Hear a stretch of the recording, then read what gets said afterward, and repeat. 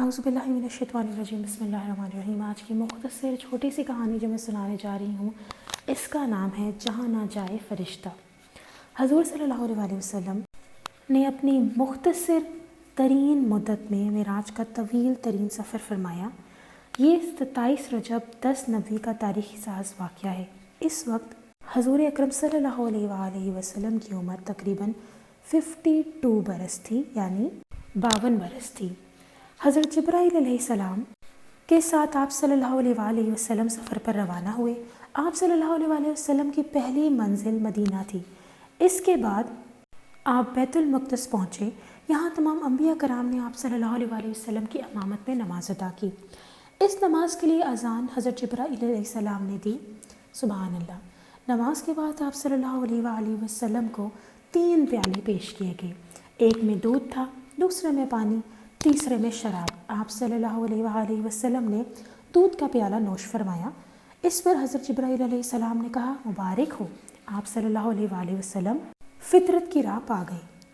معراج کی رات آپ صلی اللہ علیہ وسلم 40 سال تک زمان پر رہے اور اس دوران زمین پر وقت ٹھہر گیا۔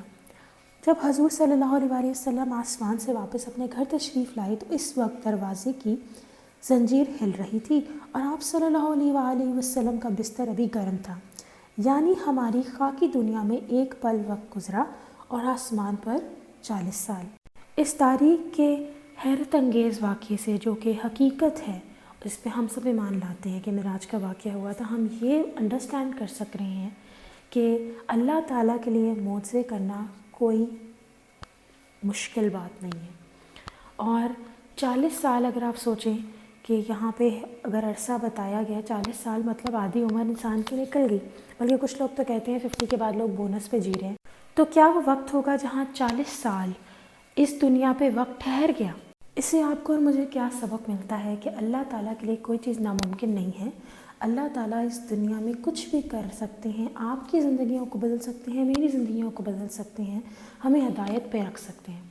ٹو بی آنیسٹ، جب میں یہاں سے اس دنیا سے رخصت ہوتے ہوئے کسی بھی انسان کو دیکھتی ہوں جو میرا قریب ہی ہو کیوں نہ، دکھ تو ہوتا ہے، تو عام سی بات ہے، فطری سی بات ہے، میں بھی ایک کمزور سی انسان ہوں، آپ لوگ بھی ہیں، لیکن جب کچھ وقت بعد صبر آتا ہے تو انسان یہی کہتا ہے کہ چلو یہ دھوکے کی دنیا سے نکل کے صحیح راہ پر چلے گی جو حقیقی زندگی ہے۔ بس اللہ تعالیٰ باقی کی منزل ان کی آسان کرے۔ اس سے کیا ظاہر ہوتا ہے آپ کو اور مجھے کہ صبر میں بے شک یہ نہیں کہہ رہی، صبر آنا بہت مشکل چیز ہے، اسپیشلی اپنے پیاروں کے لیے تو بہت مشکل ہے، لیکن اگر ہم اس چیز کو انڈرسٹینڈ کریں، میں اپنے لیے بھی یہ بات کرتی ہوں، اگر ہم اس چیز کو انڈرسٹینڈ کریں تو ہمیں پتہ لگے گا کہ it is very very important کہ ہمیں ہمارے خالق نے، خود اللہ تعالیٰ نے اس دنیا کو دھوکہ کہا ہے۔ آپ سوچیں، اگر میں آپ کو کوئی چیز دوں، کوئی اگر آپ مجھ سے face to face in person ملتی ہیں اور میں آپ کو کوئی چیز دیتی ہوں اپنے ہاتھ سے اور میں ساتھ دیتی ہوں کوئی تحفہ دیتی ہوں اور میں کہتی ہوں وہ دھوکہ ہے، تو آپ 2 منٹ کے لیے ہچکچائیں گی نہیں کہ کیا ہے یہ مجھے دھوکہ دے رہی ہے تحفے میں؟ تو ہم کیا اس بات سے ظاہر ہے کہ جب ایک عام انسان اگلے بندے کو یہ بتاتا ہے کہ دھوکہ ہے، تب بھی ہم تھوڑا گھبرا جاتے ہیں، ہلکا سا شک سے دیکھتے ہیں، چاہے ہمارا کتنا ہی قریبی دوست کیوں نہ ہو۔ تو جب خالق، جو اس دنیا خالق و مالک ہے، اللہ تعالیٰ کی ذات، انہوں نے جب اس دنیا کو کہہ دیا کہ دھوکہ ہے، انہوں نے خود بنائی یہ دنیا، پوری قرآن پاک جو ہے ہمارے لیے نازل فرمایا تاکہ ہم لوگ اس کو پڑھ سکیں، سمجھ سکیں، ہدایت پر عمل کر سکیں، پھر بھی کہہ دیا کہ دھوکہ ہے یہ دنیا، تو آپ بتائیں کہ ہم کس دھوکے میں بیٹھے ہیں؟ میں خود بھی ایک عام انسان ہوں اور ہم سب پریشان ہو جاتے ہیں جب ہماری زندگی میں تھوڑے بہت مسئلے ہوتے ہیں، ہم اس پاور کو بھول جاتے ہیں جو اللہ تعالیٰ کے پاس ہے، ہم اس پاور کو بھول جاتے ہیں جب اللہ تعالیٰ نے حضرت موسیٰ علیہ السلام کے لیے سمندر میں رستے نکالے، ہم اس ساری چیزوں کو بھول جاتے ہیں۔ ہم لوگ یہ اللہ تعالیٰ نے نہ صرف ہمارا یقین ہی دیکھنا ہے اور اس یقین کی بیس پہ ہی ہمیں سب ملنا ہے، تب بھی جب ہمیں کچھ مل رہا ہے، تب بھی جب ہمارے پاس کچھ نہیں ہے، تب بھی جب ہم نے دعا مانگنی ہے، یقین یقین یقین یقین اور بس یقین۔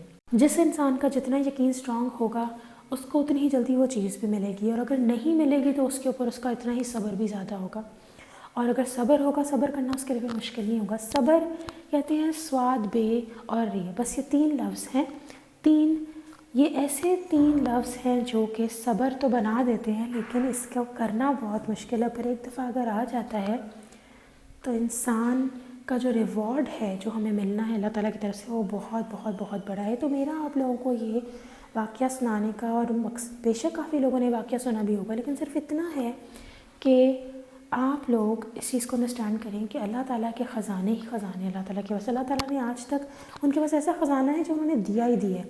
آپ اور میں ایسے ہیں کہ اگر ہم کسی کی مدد کرتے بھی ہیں تو اللہ تعالیٰ سے ہم لے بھی رہے ہیں، ٹھیک ہے، لیکن اللہ تعالیٰ کیا کریں، اللہ تعالیٰ بس دیے ہی جا رہے ہیں، دیے ہی جا رہے ہیں، دیا جا رہا ہے۔ اللہ تعالیٰ کہتے ہیں کہ تھوڑا سا بھی اس میں کمی نہیں آ رہی، تو آپ اور میں کیوں پریشان ہوتے ہیں، اللہ تعالیٰ کے اوپر سب چھوڑیں۔ مجھے آج بھی یاد ہے، ہمارے ایک جاننے والے تھے، ان کی بیٹیاں تھیں، اور انہوں نے ان کے جو بھی ان کے رشتہ دار ان کو ملتے تھے وہ کہتے تھے بیٹیاں ہیں کیسے کرو گی سب، کیونکہ حالات بھی کافی فائنینشیل اچھے نہیں تھے، تو بڑی پریشانی سے سب لوگ ایسے ہی بس جملے بول کے چلے جاتے تھے۔ آج ان کے سارے بچے سیٹ ہیں، ان کی جو بیٹیاں جاب کر رہی ہیں، کوئی کسی کی شادی ہو گئی ہے، کوئی اپنے حالات میں، everyone is living their own life. یہ اللہ تعالیٰ جب آپ کو اولاد دیتے ہیں نا تو اس کا آگے سے کرنا بھی اللہ نہیں ہے، لیکن آپ کا صرف یقین دیکھنا ہے، میرا آپ کا یقین دیکھنا ہے۔ جس کا یقین ہوگا، جس کا صبر ہوگا، وہ انسان پار لگ گیا، وہ انسان تر گیا، اور اس کے علاوہ اور کچھ بھی نہیں ہے یہ دنیا، صرف یقین۔ جیسے میں نے اپنی پہلی آڈیو میں کہا تھا، ویڈیو میں، کہ اللہ تعالیٰ نے صرف ہمارا یقین دیکھنا ہے کہ ہم کس اللہ تعالیٰ پہ کتنا ہے۔ ہمارا دین کیا، ہمارا دین یقین ہے۔ اللہ تعالیٰ کیا کہتے ہیں، ہم نے اللہ تعالیٰ کو نہیں دیکھا، نہ ہماری ایسی حیثیت ہے کہ ہم دیکھ سکیں، کیونکہ ہم اس چیز کو برداشت نہیں کر پائیں گے۔ کوہ طور کا واقعہ آپ لوگوں کے سامنے ہے۔ تو یہاں پہ ہم کیا جانتے ہیں، ہم یہ جانتے ہیں کہ اللہ تعالیٰ کو ہم بس ایمان لائیں اللہ تعالیٰ پہ، اور اللہ بے شک اس دنیا میں بیش بہا چیزیں ہیں جن کے تھرو ہم اللہ تعالیٰ کی ہستی کو پہچان سکتے ہیں، جس میں ہمیں اللہ تعالیٰ ہر طرف نظر آتا ہے، ٹھیک ہے۔ تو بات کہنے کی یہ ہے کہ آپ اور میں صرف اپنے یقین کو بڑھانا ہے اور اس ذات پہ سب کچھ چھوڑ دینا ہے۔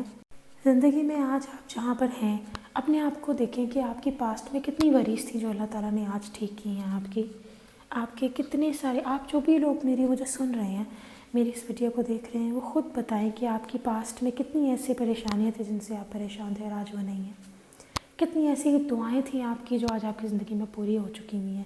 یہ سب کیا ہے؟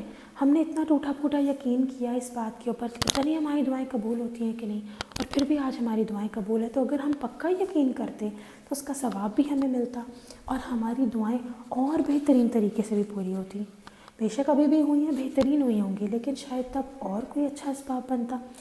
ٹرسٹ بھی، اللہ نے صرف آپ کا یقین دیکھنا ہے۔ ہوپ اس بات کو آپ سمجھیں گے، اور یہی کہوں گی کہ اللہ تعالیٰ ہمیں ہدایت پہ رکھے، کیونکہ ہدایت کی ہم سب کو بہت ضرورت ہے۔ جب کسی کا کوئی میرا دل دکھاتا ہے نا، تو میں صرف ایک بات کہتی ہوں، جو کہ اللہ تعالیٰ مجھے ہدایت دے اور اس کو بھی ہدایت دے۔ مجھے ہدایت اس لیے دے کہ جو میرا دل یہ دکھا رہا ہے بندہ یا بندی، اس کی بات سے مجھے رتی برابر کوئی پریشانی نہ ہو۔ جب ہدایت آ جائے گی نا آپ کو، تو آپ کو پتہ لگ جائے گا اگلا بندہ جو آپ کا دل دکھا رہا ہے وہ اپنی وجہ سے اپنی ذات کے لیے ہی برا کر رہا ہے، آپ کے لیے کچھ برا نہیں کر رہا، اپنی ہی جہنم کھود رہا ہے، آپ کے لیے کچھ نہیں کر رہا وہ۔